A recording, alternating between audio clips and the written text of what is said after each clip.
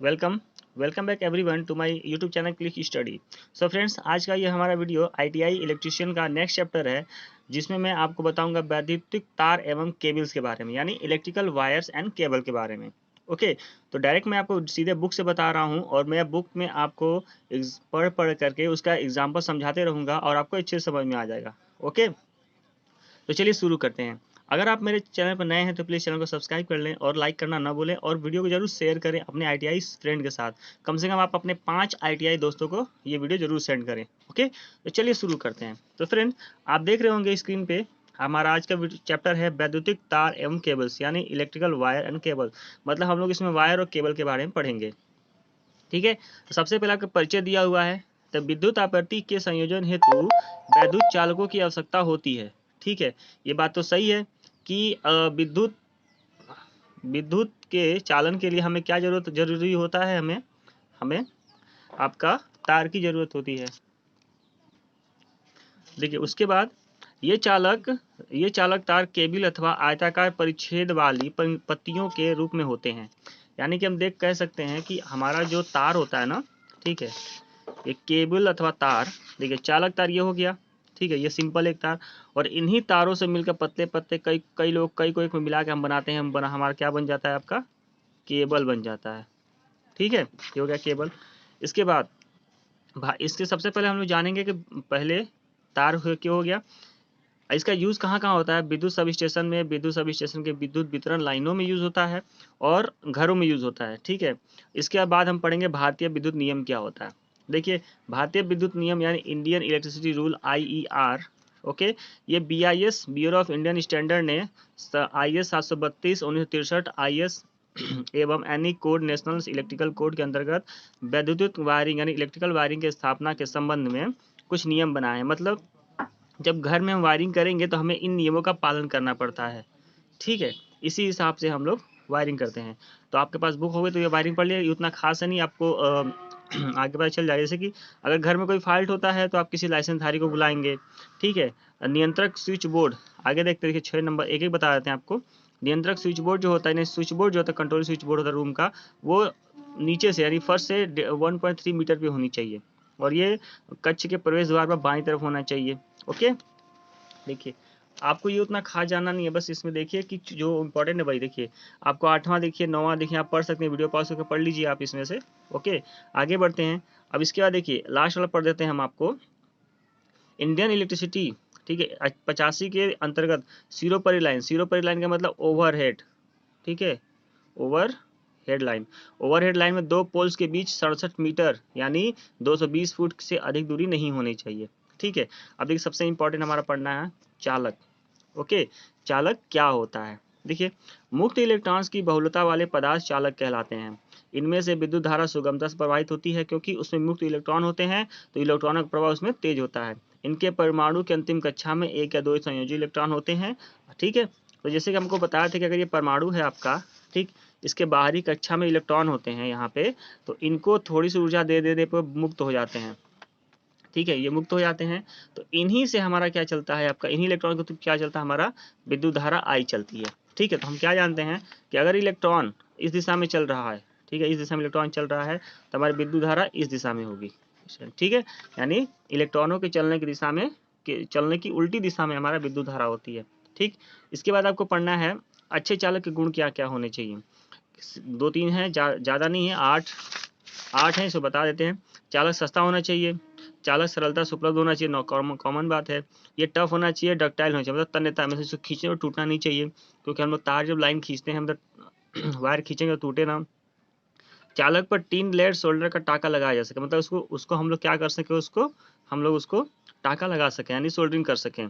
चालक ऐसा होना चाहिए कि वह वातावरण के प्रभाव को सह सके, जैसे नमी, वर्षा, धूप आदि से वो सह सके। ठीक है, अगला अगला देखते हैं हम लोग पेज। अगले पेज में हमारा लिखा हुआ है प्रमुख चालक। प्रमुख चालक कौन कौन से हैं?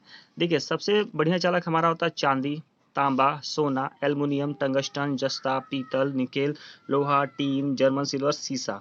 ओके, इसके अलावा हमारे पास है मैग्नीन, यूरेका, प्लेटिनम, पारा, okay, and the nichrome and the carbon. ठीक है, तो ये आपका क्या हुआ, चालकता घटने क्रम में है ये। जितने सारे नाम है ना चालकता घटने के क्रम में है, ठीक है, ये सब चालकता घटने के क्रम में है। उसी से रिलेटेड आप देख लीजिए किसकी चालकता कितनी होती है। देखिए सबसे ज्यादा किसकी, चांदी की, फिर तांबा, सोना, एल्युमिनियम। देखिए सोना भी आपका एक चालक पदार्थ है, ठीक है, लेकिन इससे ये आपका चालकता से कम होता है चांदी की अपेक्षा और तांबा की अपेक्षा। चांदी और तांबा में क्वेश्चन ये उठता है कभी आपका वाइवा में कि चांदी भी आपका चालक है और तांबा भी चालक है, तो हाँ, और एल्युमिनियम भी है। तो इसमें सबसे अधिक किसका यूज होता है, आपका तांबा एल्युमिनियम का यूज होता है, ठीक है, तांबा एल्युमिनियम का यूज होता है। तो तांबा से सस्ता एल्युमिनियम पड़ता है। तांबे का यूज हम लोग घरों में बांधने के लिए यूज करते हैं, जहाँ पे हमें और अधिक से अधिक रिलायबिलिटी जरूरत होती है। एल्युमिनियम सस्ता पड़ता है, तो दो पोल्स के बीच तार खींचने के लिए डिस्ट्रीब्यूशन में इसका यूज करते हैं हम लोग, ठीक है। इसके बाद हमको पढ़ना है, चालक तो पढ़ लिए, हम पढ़े इसके बाद अचालक यानी इंसुलेटर, ठीक। इंसुलेटर क्या होते हैं, वह पदार्थ जिसमें धारा नहीं बहती है, सिंपल सी बात है। लेकिन इसको हमें पढ़ना है ऐसे कि जिन पदार्थों में मुक्त इलेक्ट्रॉनों की संख्या नगण्य होती है अथवा होती ही नहीं है, वह अचालक कहलाते हैं, ठीक है। सामान्य परिस्थितियों में वोल्टेज, तापक्रम, इनमें से विद्युत धारा प्रवाहित नहीं होता। ये पदार्थ अधात्विक होते हैं और प्रत्येक पदार्थ की पृथक पृथक वोल्टेज सहन करने की सीमा होती है। जितने पदार्थ अचालक होंगे उनको वोल्टेज सहन करने की सीमा अलग अलग होती है। डाई इलेक्ट्रिक एक्सचेंज करते हैं, ठीक है, ये सब आपको नहीं जानना है। प्रमुख अचालक पदार्थ कौन कौन से होते हैं, अब्रक, कांच, एस्बेस्टॉस, बेकेलाइट, पीवीसी। देखिए बेकेलाइट का हमारा स्विच वगैरह बनता है, पीवीसी का तार होता है, उस पर तार का कवरिंग किया जाता है पीवीसी का। अब्रक हमारा आयरन में यूज होता है, ठीक है। अगला देखते हैं हम लोग। देखिए अच्छे अचालक के गुण, अच्छे अचालक गुण कौन कौन से होते हैं। अचालक की डाइलेक्ट्रिक स्ट्रेंथ का मान उच्च होना चाहिए। अचालक का प्रतिरोध यथासंभव उच्च होना चाहिए। अचालक सस्ता हो। अचालक सरलता से उपलब्ध हो। अचालक पर्याप्त दृढ़ हो। अचालक नमी एवं जल से अप्रभावित रहना चाहिए, ठीक है। इन्हीं अचालकों का यूज करके हम लोग ट्रांसमिशन और डिस्ट्रीब्यूशन करते हैं, ओके। अब प्रमुख अचालक कौन कौन से हैं, शुष्क हवा, वेल्कनाइज रबड़, ठीक है, पीवीसी, एबोनाइट, अब्रक के बाद आपका micanite, bakelite and the leatherite paper, okay. उसके बाद आपका है रेजिन, खनिज तेल। ये खनिज तेल होता है आपका, खनिज तेल भी होता है, वो भी आपका क्या होता है, अचालक होता है। पोर्सिलीन, ठीक है, कांच, एस्बेस्टॉस, उसके बाद मार्बल, शैलक, कागज, स्लेट, सूखी लकड़ी, बस ये हो गया। देखिए आपका ये पोर्सिलीन जो होता है, आप देखे होंगे जो खंभे के ऊपर ऐसे ऐसे लगा होता है, जब खंभा ऐसे बनता है तो खंभे के ऊपर दो लगे होते हैं ना, ऐसे ब्राउन कलर का लगे होता है ना, वही आपका पोर्सिलीन का बनता है। सिंपली कैसा, चिन्नी मिट्टी का बना, ठीक है। अचालकों का वर्गीकरण भी किया गया है, यानी क्लासिफिकेशन ऑफ इंसुलेटर। इन्हें आपको रखा गया है तीन कैटेगरी में, ठीक है। ठोस अचालक, लचीले अचालक और आपका गैसीय चालक अचालक, सॉरी। ठोस में कौन कौन से होते हैं, एबोनाइट, अब्रक, बेकेलाइट, पोर्सलिन, कांच, मार्बल, स्लेट, सूखी लकड़ी। आपके कितने हैं, आपके किस में है, ठोस में। लचीले में यानी फ्लेक्सिबल कौन होते हैं, वेल्कनाइज रबड़, जिसका हम लोग कवरिंग, तार के ऊपर कवरिंग होती है। लेदराइट पेपर, कागज, पीवीसी, कागज, ठीक है, इसका यूज आपका उसमें किया जाता है, जो कंडेंसर होता है ना उसमें।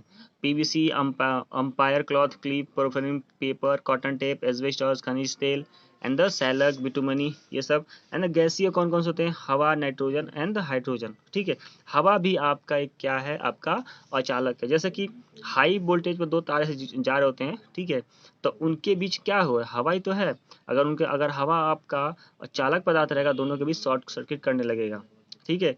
तो वहाँ हम कहते हैं कि हवा आपका क्या है, अचालक पदार्थ है, ओके। नेक्स्ट देखते हैं हम लोग। देखिए अचालकों का क्रम, अचालकों का क्रम क्या होता है। देखिए ये जो अचालक है ना, इनको घटते हुए क्रम में लिखा गया है। सबसे बढ़िया कौन होता है, वेल्कनाइज, एबोनाइट, अब्रक, माइकानाइट, बेकेलाइट, साधारण रबर, लेदराइट, रेजिन, ये आपका 18 तक है। इनको घटने क्रम में रखा गया, मतलब सबका जो होता है बोल्ट डाइलेक्ट्रिक स्ट्रेंथ वो होता है, अलग अलग होता है। डाइलेक्ट्रिक स्ट्रेंथ बोलने का मतलब 30 से 50 किलो वोल्ट mm, मतलब इतना किलो वोल्ट, 30 से 50 किलो वोल्ट हम अप्लाई करेंगे इसके 1 mm पर, तो ये ब्रेक हो जाएगा, यानी इसके अंदर धारा प्रवाहित होने लगेगी, ठीक है, ओके।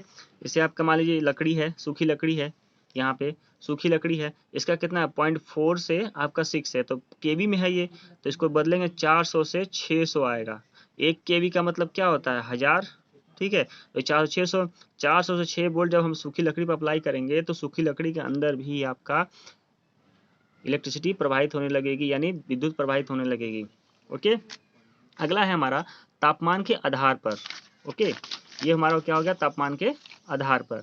तापमान के आधार पर भी समझ, इसको कई वर्गों में बांटा गया है, वाई, ए, ई, बी, एफ, एच। ठीक है, एक आता है आपका सी, तो सी में क्या है, 220, 200, 200, 220, 250। ओके, तो देखिए 90 डिग्री पर है सूत रेशम सामान्य कागज, 105 डिग्री पे है जो सूत रेशम तेल में भीगा कागज, 120 डिग्री पे लेदराइट पेपर, 130 पे अब्रक। आप वाई कैटेगरी का 90 डिग्री, ए का 105, ई का 120, बी का 130, एफ का 155, एच का 180, और सी वाले में आपके तीनों आते हैं। ओके, 200, 220, 220, 250। ओके, सी वाले में कौन कौन आएंगे, अभ्रक, चीनी मिट्टी, कांच, क्वार्ट्ज तथा इनसे बने पदार्थ। यही आपके सी वाले ही यूज किए जाते हैं आपका ट्रांसमिशन डिस्ट्रीब्यूशन में, या तो हम इसको बोलें आपका हमारे घर में जो स्विच वगैरह बनता है इन्हीं का बन जाता है। ओके, सबसे मेन और इम्पॉर्टेंट हमको पढ़ना है आपका अर्धचालक।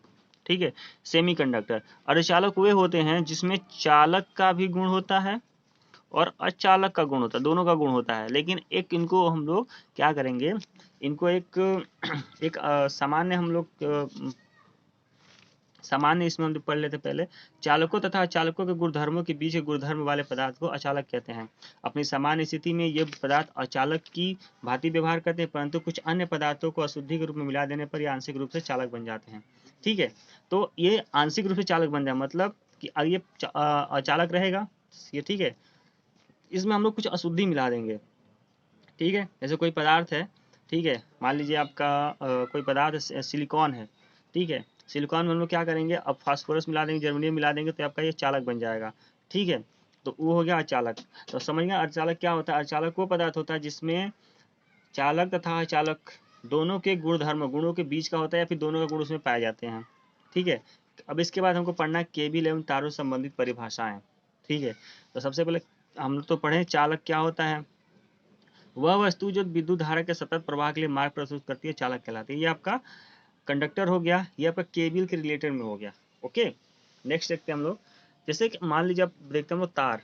तार क्या होता है, विद्युत धारा के सतत प्रवाह के लिए प्रस्तुत मार्ग करने वाला वृत्तीय कक्ष काट का वाला नंगा अथवा आवरण युक्त इंसुलेटर चालक तार कहलाता है। ठीक है, जैसे विद्युत धारा के सतत प्रवाह के लिए, विद्युत धारा के सतत प्रवाह के लिए प्रस्तुत करने वाला मार्ग, ठीक है, करने वाला वृत्तीय कटाक्ष मतलब सर्कुलर क्रॉस सेक्शन, मतलब ये क्रॉस सेक्शन ऐसे मोटा तार है, इसको जब सामने देखेंगे तो हमें गोल गोल दिखाई देगा, इसी को बोला क्रॉस सेक्शन वाला नंगा अथवा आवरण युक्त चालक तार कहलाता है। ठीक है, केबल एक अथवा कई ऐठे होता है, मतलब ऐसे ऐसे पतले पतले कई तारों को मिलाकर ऐंठ देंगे हम लोग आपस में इस तरह से। ठीक है, तो उनको हम लोग क्या बोलेंगे, केबल बोलेंगे। ओके, ठीक, फिर देखते हैं। इसके बाद हम पढ़ते हैं, देखिए टिप्पणी लिख लिया, प्रत्येक तार अथवा केबल चालक होता है। देखिए प्रत्येक तार अथवा केबल चालक होता है, परंतु प्रत्येक चालक तार अथवा केबल नहीं होता। ठीक है जैसे बस बार चालक तो है, परंतु तार अथवा केबल नहीं है। बस बार एक लंबा आयताकार कटाच वाला तार होता है, बस बार, जिसमें से हम लोग अलग अलग कनेक्शन करके बिजली विद्युत को आगे भेजते हैं। कोर क्या होता है, एक से अधिक स्वतंत्र आवरण युक्त तारों के सामूहिक केबल में प्रत्येक तार कोर कहलाता है।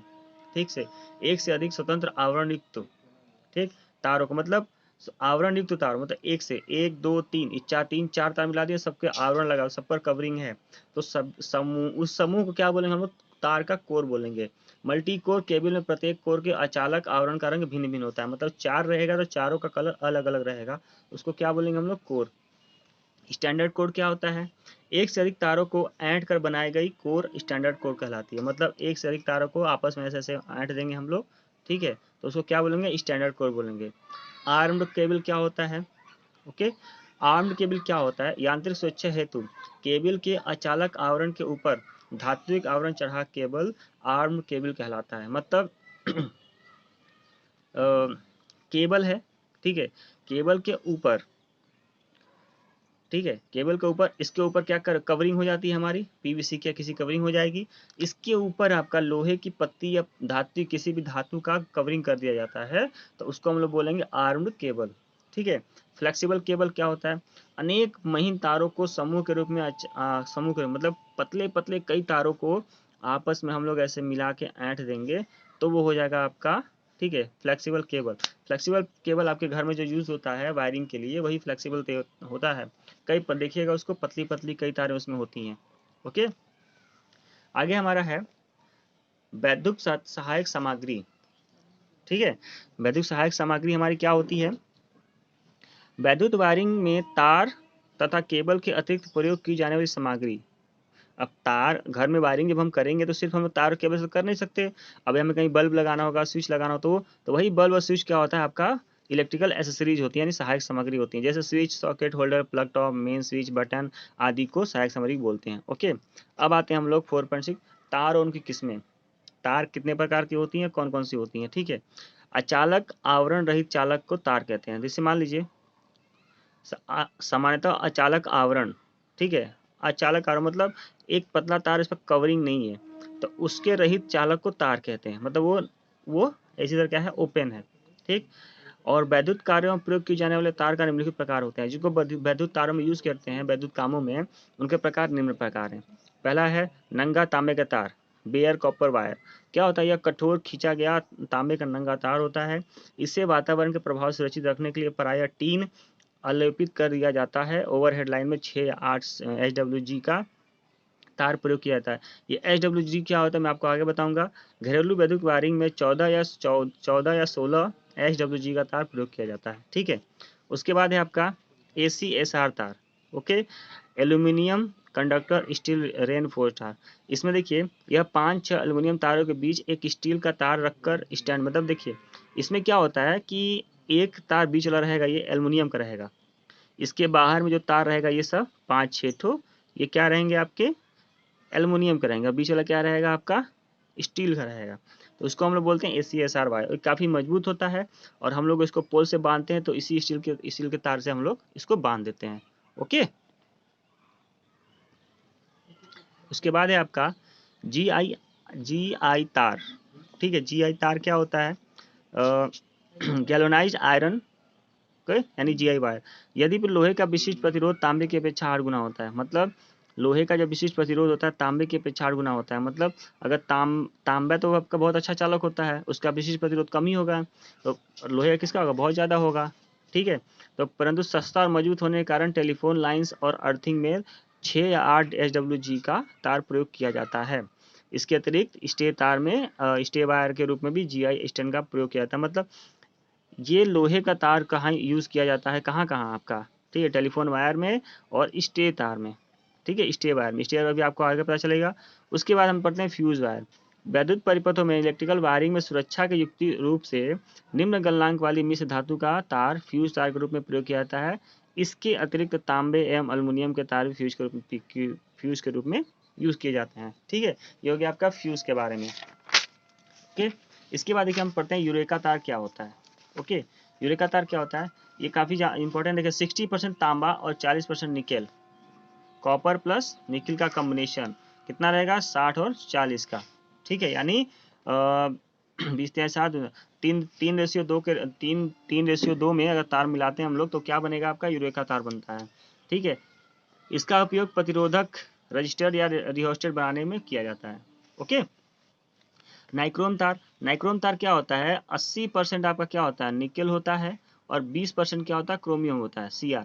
ठीक है, मिश्र धातु से बनाया तार नाइक्रोम कहलाता है। नाइक्रोम का होता है, अगर कोई बोले नाइक्रोम तार तो नाइक्रोम तार का मतलब क्या हुआ, 80% आपका निकेल रहा और 20% आपका क्रोमियम रहा। नाइक्रोम, नी से नाइक्रोम, ठीक है, और Cr से क्रोमियम। ठीक है, निकेल और Ni से निकेल और Cr से क्रोमियम। ठीक है, तो हो गया नाइक्रोम तार। तारों की विद्युत धारा वहन करने की क्षमता, ये अगला टॉपिक है हमारा। देखिए, सामान्य तापमान 40 डिग्री पर विद्युत धारा का अधिकतम मान जो किसी तार में सुरक्षित रूप से प्रवाहित हो सके उस तार का विद्युत धारा वहन क्षमता कहलाती है। मतलब सामान्य तापमान 40 डिग्री सेंटीग्रेड पर विद्युत धारा का वह अधिकतम मान, मतलब करंट का वह अधिकतम मान जो किसी तार में सुरक्षित रूप से प्रवाहित हो जाए, उसी को हम लोग कहेंगे विद्युत धारा का वहन क्षमता, विद्युत धारा वहन क्षमता किसी तार का। ठीक है, यानी उस तार में 40 डिग्री सेंटीग्रेड पर आपका क्या हो जाए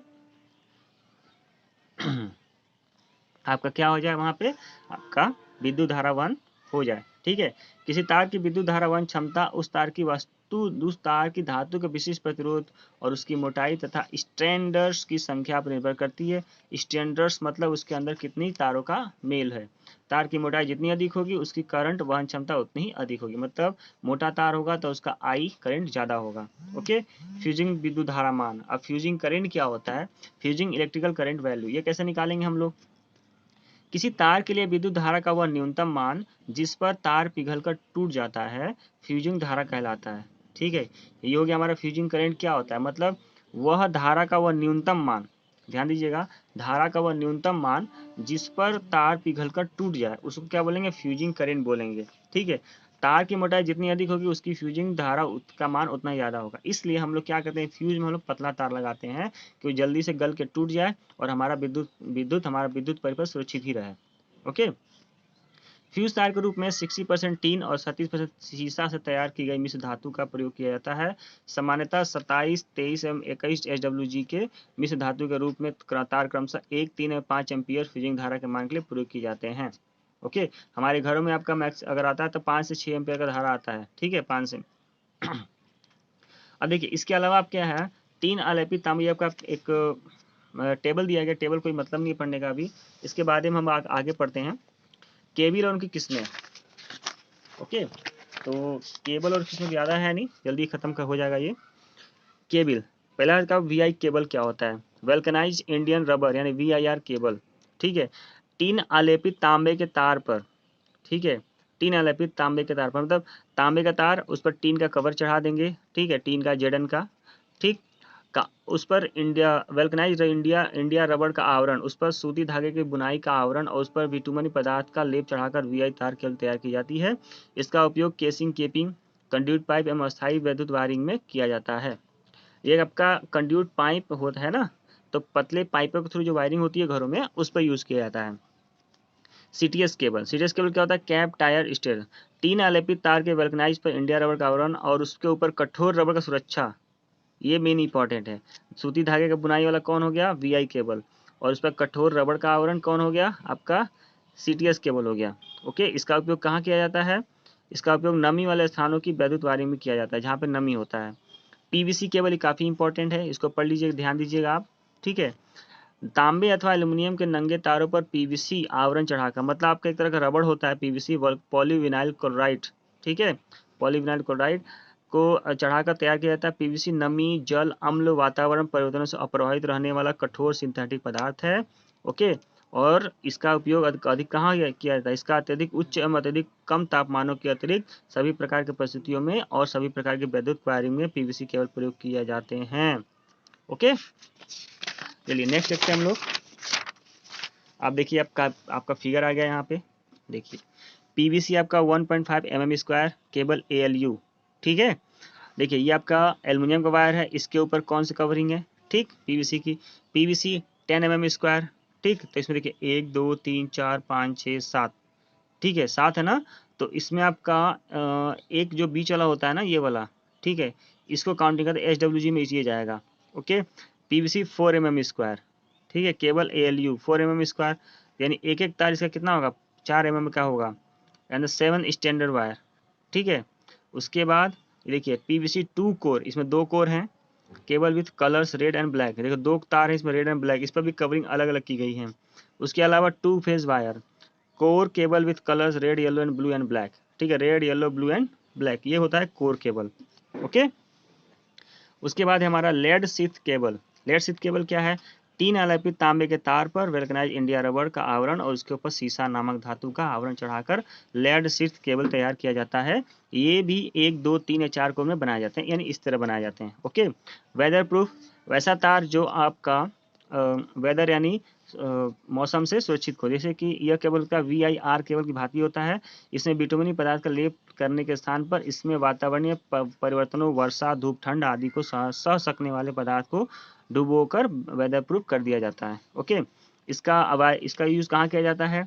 इसका यूज घरेलू एवं औद्योगिक विद्युत वायरिंग में किया जाता है। ओके, ट्रोपोडोयर केबल क्या होता है? ट्रोपोडोयर होता है आपका PVC केबल के ऊपर थर्मोप्लास्टिक कंपाउंड का आवरण चढ़ा दिया जाता है और इसका यूज कहाँ किया? यह रेलवे सिग्नल्स एवं पावर उपकरणों की वायरिंग में किया जाता है। ठीक है, अब आते हैं हम लोग फ्लेक्सिबल केबल पे। फ्लेक्सिबल केबल है, यह केबल लचीला होता है। फ्लेक्सिबल केबल के अतिरिक्त अन्य केबल में तांबे अथवा एल्युमिनियम का एक अथवा कई तार प्रयोग किए जाते हैं। ये एक भिन्नात्मक संख्या के रूप में होता है, अंश जिसमें अंश तारों की संख्या तथा हर एक तार का स्वयं नंबर अथवा उसका व्यास निर्धारित करता है। देखिए तार के, तांबे के तार का नंबर 1/18, 3/22, 3/22, 3/20, 7/22। ये एल्युमिनियम के तार 1/1.4, 1/1.80, 1/2.24 ये होते हैं। अब देखिए सामान्य फ्लेक्सिबल केबल, ओके, और ये क्या है, इसमें इस तार में क्या होता है, तांबे के महीन अनेक तारों पर पीवीसी आवरण चढ़ाकर तैयार किया जाता है। इसका व्यास 0.193 mm से मिमी mm, उसकी SW संख्या 36 होती है। तारों की संख्या के अनुसार ये विभिन्न विभिन्न विद्युत धारा वहन क्षमता वाले होते हैं। ओके, मतलब उसमें जितने तार अधिक होंगे वो उतनी ज़्यादा वो धारा वहन कर सकते हैं। उसके बाद कॉटन या सिल्क कवर्ड फ्लेक्सिबल, देखिए ये तांबे के 36 नंबर के 23 या 40 तारों पर वल्कनाइज इंडिया रबर का आवरण चढ़ाकर सूती अथवा सिल्क धागे से बुनाई का आवरण चढ़ाकर तैयार किया जाता है। आप देखे होंगे कि जब मार्केट से आप आयरन प्रेस खरीदेंगे तो उस पे जो उसका जो कवरिंग होता है इस तरह से धागे के बराबर से बड़े डिजाइनदार होता है, इस तरह से होता है। ठीक है, ये वही यहाँ बात कर रहा है कि बुनाई के आवरण चढ़ाकर तैयार किया जाता है, काफी मजबूत वो आवरण होता है। ओके, इसका यूज कहाँ किया जाता है देख लीजिए, विद्युत प्रेस में, विद्युत टोस्टर में, विद्युत उसमें उपकरणों में, मेन लीड में, मतलब जहाँ पे पावर अधिक चाहिए होता है हमको वहाँ यूज किया जाता है इसका, क्योंकि सुरक्षा की दृष्टि से काफी ये जरूरी होता है। उसके बाद है वर्कशॉप फ्लेक्सिबल कार्ड। ये केवल 25 एम्पियर तक विद्युत धारा वहन में 3 या 4 कोर वाले पदार्थ बनाए जाते हैं। इनमें प्रत्येक कोर के ऊपर पीवीसी अथवा वल्कनाइज इंडिया रबर का आवरण होता है और सभी कोरों के ऊपर एक सुरक्षा आवरण होता है, सुरक्षा आवरण पीवीसी। इसका उपयोग कहाँ किया जाता है, सचल मशीनों की मेन लीड के रूप में, मतलब जो मशीन हमेशा चलने वाली होती है वहाँ पे मेन लीड के रूप में इसका उपयोग किया जाता है। ओके, उसके बाद है आपका आर्म केबल। आर्म केबल मतलब अभी मैं आपको बताया था आर्म, जैसे कि अगर कोई तार है उस पर पीवीसी वायर चढ़ी हुई है, उसके ऊपर कोई धातु चढ़ा दी जाती है, उसको बोलेंगे हम लोग आर्म केबल। इसका यूज कहाँ किया जाता है, इसको भूमिगत केबल में यूज किया जाता है, मतलब जहाँ पे जमीन के अंदर इसको डालना हो वहाँ पे। ओके, इसका समय 50-100 वर्षों तक भी खराब नहीं होता है ये। ओके, अब बात करते हैं हम केबल की विद्युत धारा। वहां पे था तार की विद्युत धारा वहन क्षमता। किसी केबल की विद्युत धारा वहन क्षमता उसमें प्रयोग किए गए तारों की मोटाई तथा तारों की संख्या आदि पर निर्भर करती है। ठीक है, तो ये उस पर निर्भर करती है, अलग सबका अलग अलग होता है। ठीक है, अब यहाँ पे आप देख सकते हैं टेबल बताया गया है। ठीक, इसके हिसाब से उनका अलग अलग निकलता है। ठीक है, ये टेबल उतना खास नहीं है। अभी आगे हम लोग देखते हैं केबल का चयन हम लोग कैसे करेंगे। धातु का किस्म होगा, उस पर अचालक किस्म, केबल स्थापना विधि। ओके, परिपथ के फेजों की संख्या। देखिए 3 फेज 3 लाइन में 4 केबल में ये सब होते हैं। तो आपको अलग अभी आगे की क्लास में आपको आगे वीडियो में बता दूंगा कि कैसे मतलब फेज वगैरह होते हैं कौन कौन से। देखिए सिंगल फेज होता है, 2 फेज होता है, ये फेज का सिंबल ये होता है, 3 फेज होता है। ठीक है, और उसके बाद आपका 4 फेज आएगा, 6 फेज आएगा, तो अलग अलग चीजें होती है। ओके, सुरक्षा साधन की किस्म। देखिए इलेक्ट्रिकल वायरिंग में, इलेक्ट्रिकल सर्किट में प्रयोग किए जाने वाले सुरक्षा साधन फ्यूज के आधार पर IS इंडियन स्टैंडर्ड 694 के अंतर्गत निम्न 2 प्रकार की सुरक्षा साधन निर्धारित की जाती हैं। पहला है सामान्य अधिक विद्युत धारा सुरक्षा साधन, दूसरा क्या होता है अधिक विद्युत धारा सुरक्षा साधन। ओके, देखिए समान और सीमित दोनों सेम है, तो बस अलग अंतर क्या है, इस प्रकार का फ्यूज निर्धारित लोड करंट 1.5 गुना करंट मान पर 4 घंटे तक प्रचलित नहीं होता है। और इसमें क्या है आपका इस प्रकार सुरक्षा साधन निर्धारित लोड करंट के 1.5 गुना करंट मान पर 4 घंटे की में निश्चित रूप से प्रचलित हो जाता है। ओके, देखिए चारों ओर का तापमान, एम्बिएंट टेम्परेचर। देखिए केबल के चारों ओर विद्यमान तापमान में वृद्धि होने पर उसकी विद्युत धारा वहन क्षमता घट जाती है। ये ध्यान देने योग्य बात है कि किसी तार का जो विद्युत धारा वहन क्षमता है घट जाती है अगर उसके आसपास का तापमान बढ़ जाता है तो। ठीक है, तो अब बात करते हैं हम लोग आगे, कोरों की संख्या क्या होगी। केबल में कोरों की संख्या बढ़ जाने पर उसके चारों ओर का तापमान बढ़ जाता है, फलतः उसकी विद्युत धारा क्षमता भी घट जाती है। ठीक है, केबल की बात कर रहा है ये। और किसी केबल में कोरों की संख्या मतलब पतले पतले तारों की संख्या बढ़ जाएगी तो उसका तापमान भी बढ़ जाएगा, और तापमान बढ़ेगा तो धारा वहन की क्षमता भी घट जाएगी। हमारा होता है H बराबर I²RT होता है, इसी फॉर्मूले से होता है। ओके, बस लास्ट थोड़ा सा और है, खत्म करते हैं आज। देखिए वोल्टेज के ग्रेड के आधार पर केबल का वर्गीकरण। ठीक है, तो वोल्टेज के हिसाब से कौन सा केबल हम लोग लेंगे, लो वोल्टेज लेंगे निम्न वोल्टेज के लिए, तो हमारा 250 वोल्ट तक होता है जो निम्न वोल्टेज होता है। इसमें हम लोग पीवीसी, सीटीएस, वेदर प्रूफ का हम लोग यूज़ करेंगे और फ्लेक्सिबल का भी यूज़ कर सकते हैं। ठीक है। मध्यम वोल्ट होता है जो 200 से 250 से ऊपर और 650 वोल्ट से नीचे होता है। वहाँ पे हम लोग यूज़ करेंगे VIR, PVC, CTS, weather proof और लेड शीथ, ट्राइपोडियोर और फ्लेक्सिबल प्रकार के। ओके। एंड द नेक्स्ट है हाई वोल्टेज, यानी हाई वोल्टेज केबल 22,000 वोल्ट तक की उच्च श्रेणी की कहलाती है। ठीक है, 22,000 वोल्ट तक। इसमें क्या होता है, ये आर्म केबल अथवा स्टैंडर्ड प्रकार के नंगे तार होते हैं। यह हाई आपके जो ट्रांसमिशन में आते हैं वो वाले वो केबल्स होते हैं मोटे मोटे। ठीक है। अति उच्च की बात करेंगे हम यहाँ पे high, extra high voltage EHVC, ये 22,000 वोल्ट या 22 kV से भी अधिक वोल्ट वाले होते हैं। और ये एकदम नंगे होते हैं, इस पर कोई भी आपका इस पर कवरिंग नहीं होता है।